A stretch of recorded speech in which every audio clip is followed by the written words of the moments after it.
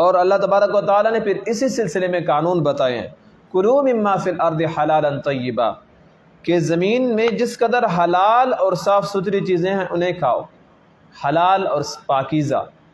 حلال تو واضح ہے کہ جو چیزیں اللہ تبارک و تعالیٰ نے اپنے پیغمبروں کے ذریعے حلال کی ہیں وہ چیزیں حلال ہیں۔ الحلال بین والحرام بین، حلال بھی واضح ہے اور حرام بھی واضح ہے، ہر بندہ حلال چیز کو بھی جانتا ہے اور حرام چیز کو بھی جانتا ہے۔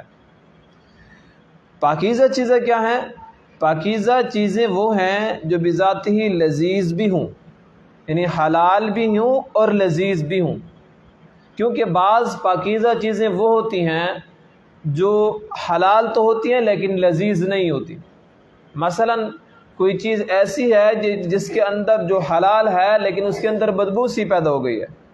اب دہی کو دیکھ لیں، بعض دفعہ کوئی دہی ایسی ہوتی ہے جو کھانے کے قابل ہوتی ہے، اور بعض دفعہ اس کے اندر کھٹاس اتنا سا آ جاتا ہے، اتنی کھٹی ہو جاتی ہے کہ اس سے بدبو آنے لگتی ہے۔ تو اب یہ حلال تو ہے لیکن پاکیزہ نہیں ہے۔